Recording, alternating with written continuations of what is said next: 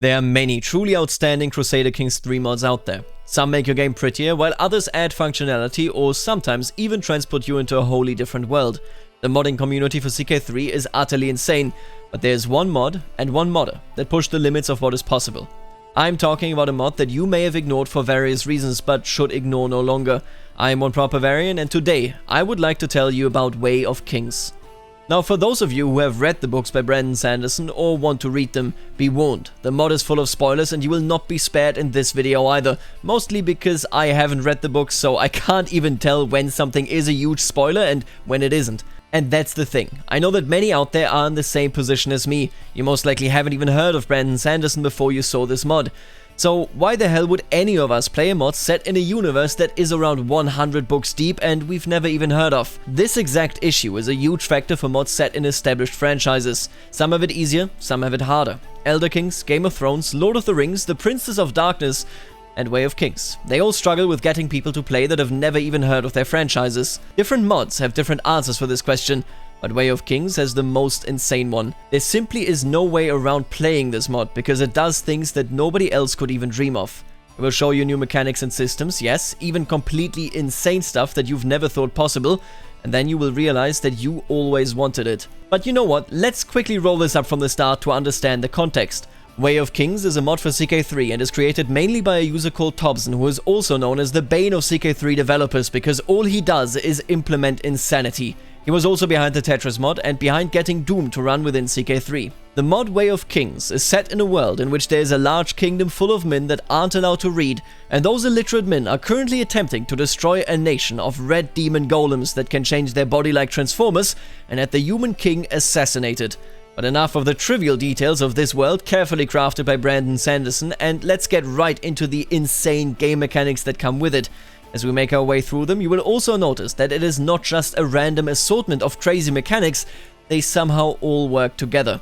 Now, as I mentioned, men aren't allowed to read in the largest human kingdom as they are seen as only good for warfare. Should you nonetheless decide to commit the crime of learning how to read, any books in your possession will go from being absolute gibberish to being legible. Just like that, in this interface, and it's an actual full book. But wait a minute, isn't this 2 steps too far? Books? In my possession? The mod boasts a full artifact system in which you can gather, craft, fight for and destroy a large variety of artifacts. I mean, hell, the mod even has great looking map modes, both for artifact holders in general, but also for the rare shard artifacts that are particularly powerful. There's even an entire lifestyle tree in the learning category that will allow you to craft some magical artifacts that grant you powerful bonuses. And, well, yeah, that brings us to magic, doesn't it? Magic in this world is called investiture, and it is stored within gemstones. Empty gemstones, however, are also money. The ingenious part about this mechanic is that it binds together your magical resources and your monetary resources. You'll have to make some tough choices here because of it. Do you want to spend that money on some mercenaries, or would you rather do some hocus pocus by transforming the cash into investiture? For example, what if you want some fast investiture and the natural growth just isn't large enough? A huge storm front called High Storm runs over the world from east to west regularly and brings massive amounts of Stormlight investiture with it and will allow you to attempt to charge some of your empty gemstones. However, they may get stolen or destroyed during the storm, so even this is you taking a risk. Now, this is all fine, but what does this investiture even do? First of all, of course, you can use it to bind it within magical artifacts that give you powerful boons, but I mentioned that already. Second of all, I'm sure that you know how you get a mental break event in the vanilla game that lets you choose a coping mechanism for your trauma, right? Well, this mod takes it 100 steps further. Instead of just the coping mechanisms, you can also get a magical ghost fairy called Spren, which then lets you do magical things. And with that, behold, my very own Spren. Now, this Spren looks incredibly cool, I know, but what they do is much cooler. People that have bonded with Spren can follow the teachings of the Radiants. Depending on what kind of Spren is bonded with you, you will unlock different abilities as you bond more and more with them. Be wary though, of course, should you anger your Spren, they may die and leave you Sprenless. At first, you will already be able to heal your own wounds, which can be a big boon, but later on you can gain powerful surge binding abilities that give you boosts in various fields in exchange for investiture. You will even be able to summon truly powerful Spren weaponry should circumstances require it. But hell, it's not just that. Once you bonded truly and most intensely with your Spren, you will be as powerful as a demigod. Alright, so after getting a Spren, how do you bond more with it? Well, that depends directly on the type of Spren you got. Having a high stress level will always speed up bonding as your trauma increases because, of course, your entire relationship with the Spren is based on your trauma to begin with. However, do make sure that you don't die from having too much stress. Beyond this, there are many qualifiers that depend on the Spren type. Some Spren like things such as you having perks, alliances, or releasing prisoners for free. Others will like it if you have a high learning skill, collect a number of artifacts, or have a number of plots going. I even played with a Spren that made me reveal secrets whenever I wanted to level up my bond with it.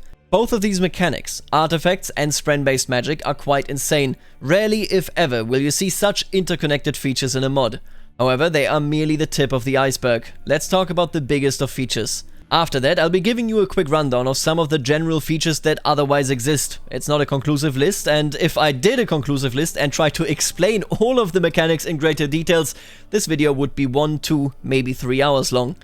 So, I warned you, spoilers ahead and some of the most insane features as well. The biggest, the most impressive, and the single most crazy feature that I have seen in any given CK3 mod is this: dungeon delving. In the world of this mod, there is a mysterious tower in the west, Urithiru. There's some nasty stuff down there, and depending on your game rules, you can seek that nasty stuff out, like the Night Mother for example. First, you will need to assemble a crew of powerful warriors that will venture below together with you. Then you must of course fund the resources of your expedition. Once the dungeon delve begins, you must make smart decisions as you sift through a bunch of events, different options, and ultimately, fights. Yeah, what you're seeing right here is in CK3. This is in this mod. And it is incredibly crazy. You can also encounter disadvantaged duels that follow this very fighting system, but those are not on delves, that just happens when you challenge another character. What artifacts, what magical abilities, and what perks you have in the duelist lifestyle tree, all of it will influence what options you may take during a fight. Winning, losing, or fleeing. It will all come with certain payouts in the end. This can be prestige, piety, supplies, an artifact, or even a new friendship between characters. Yeah, that's right, this is how well the dungeon delving system is integrated. You will emerge, not just as companions, but as friends. Now, quite frankly, this entire mechanic alone is worth playing the mod. You will emerge stronger if successful and can then continue to succeed in the name of your family, or you will emerge dead, and your realm will be thrown into chaos. Fundamentally, this is basically Darkest Dungeon in CK3. It really does not matter whether you understand the lore implications of being in these dungeons or anything related to this mod. This mechanic alone is insane, and you should go and download the mod right now. Now, with that being said, let me quickly hit you with a bunch of other great mechanics the mod explores as well, that we don't really have time to spend a lot of explanation on. The mod tracks eye color of characters, as some realms discriminate based on it. The mod also has a full slavery system that is based on religious tenets. Some enslave criminals, other shunned people, low-born people, people of other faiths, or people of a lower rank.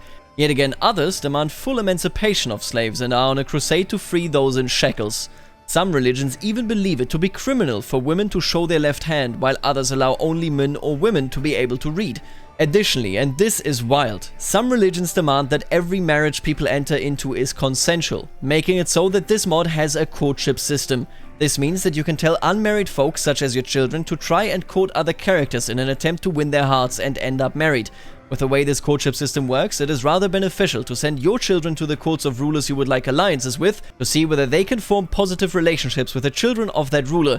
If you have a positive relationship, similar traits, and potentially already are friends, becoming a married couple will be much easier to achieve in the courtship system. This system is honestly kind of crazy, as it is the first system in which I actually felt like, well, caring what my children were like and who they might fit well with.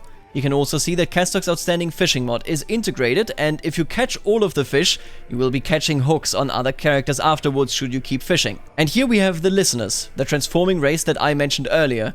They can unlock various forms of theirs via cultural innovation. When you change your body to accommodate for a different purpose, your actual character's visuals will also be altered. The listeners can also, basically, bring the end of the world upon this here continent by summoning the Everstorm that will bring devastation to every single human.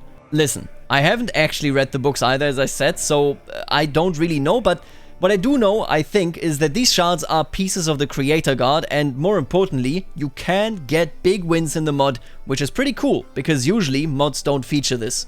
The mod also comes with custom men-at-arms and so on, but I think that this is a given based on what else is in it. And if you'd really like, you could, if the bond between your Spren and you is strong enough, teleport entire armies of your men-at-arms across the continent via a magical Oathgate portal system that is present in certain counties. You can also undertake short quests. They come with their own progress tracker, leaving you with a chance to be an adventurer and just generally give your character some nice goals in life. And last but not least, the best feature, legal cases. Yeah, that's right, you can sue other people and hand in forms and be punished if you forget the form name and then have to repeat it. Classic legal stuff, I would say. So with all of this in mind, and let me just remind you of the 3 biggest features: magic, artifacts and dungeon delving, I urge you to go into the description right now, click the link and download Way of Kings, because this is the craziest mod that has been done for CK3 and quite possibly for any Paradox game ever. I'm on Bavarian, I hope that you enjoyed the video, make sure to subscribe, and I will see you later, alligator.